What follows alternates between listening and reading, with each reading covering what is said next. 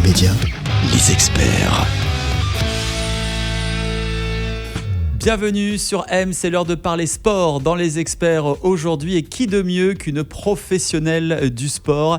Elle est notamment physiothérapeute et préparatrice physique pour le centre sportif En Mouvement. C'est Véronique Lugrin qui est avec nous. Bonjour Véronique. Bonjour. Nous allons parler aujourd'hui des équipements. En 2023, les Suisses ont dépensé 2,17 milliards de francs en articles de sport. C'est énorme. Alors justement, est-il vraiment nécessaire d'avoir des équipements high-tech pour faire du sport? Alors, je ne fais pas partie d'une chaîne de vêtements sportifs, donc je vais vous dire non. On précise, oui. Mais non, je pense que en fait, c'est effectivement c'est du marketing, c'est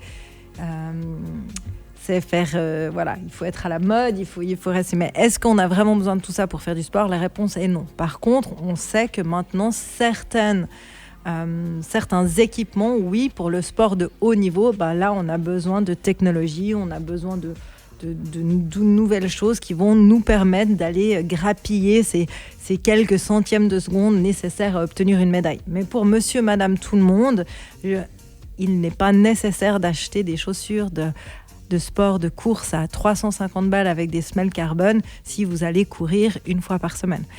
Non, ça c'est inutile. Vous allez dans n'importe quel magasin de sport, une paire de chaussures dans lesquelles vous serez confortable à 50 balles sera suffisant pour pouvoir faire ce que vous en avez besoin. Donc tout dépend de votre niveau et tout dépend de ce que vous voulez atteindre et évidemment du budget que vous avez. Les technologies comme les montres connectées, les chaussures intelligentes, tous ces gadgets accessoires parfois qui peuvent être utiles pour certains, est-ce que ça a un réel impact sur nos performances sportives?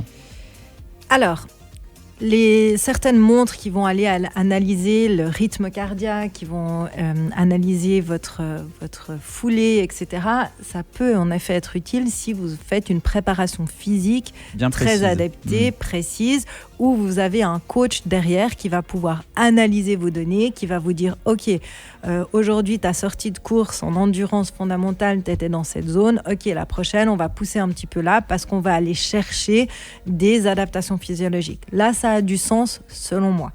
Maintenant, il y a des études qui sont sorties, qui ont été montrées que, par exemple, les montres qui analysent le sommeil donnent des insomnies. Pourquoi? Parce qu'en fait, les personnes, elles sont tellement focalisées sur ces engins, ces gadgets de « Oh mon Dieu, ma gourde a sonné, il faut que je boive.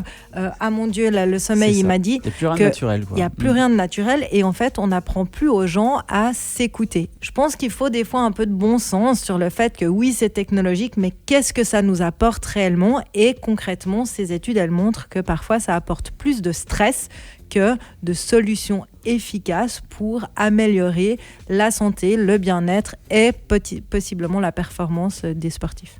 Alors, je suis tombé sur un article récemment qui indiquait que les équipements high-tech pouvaient vraiment aider à éviter certaines blessures. Est-ce que c'est un argument marketing ou alors est-ce que c'est vrai?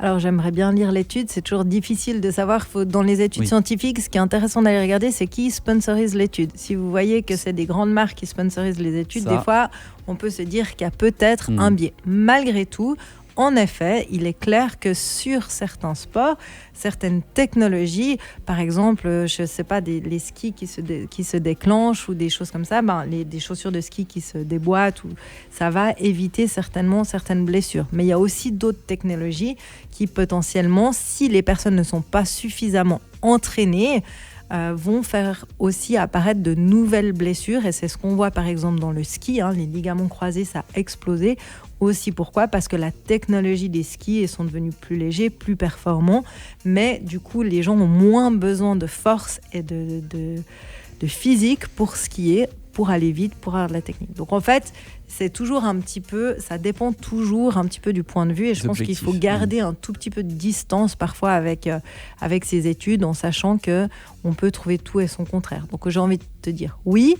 et parfois non. Donc des équipements high-tech, oui, ça dépend encore une fois de nos besoins, mais faire très attention toujours à notre niveau et puis surtout faire attention de ne pas tomber dans les fameux arguments marketing. Absolument. C'est présent partout, notamment avec les publicités autour de nous. Merci beaucoup Véronique Lugrin pour toutes ces précisions en ce qui concerne le monde de l'high-tech dans le sport. On se retrouve la semaine prochaine et bien sûr restons en mouvement. Bon week-end. Bon week-end. Aime le média où tu veux.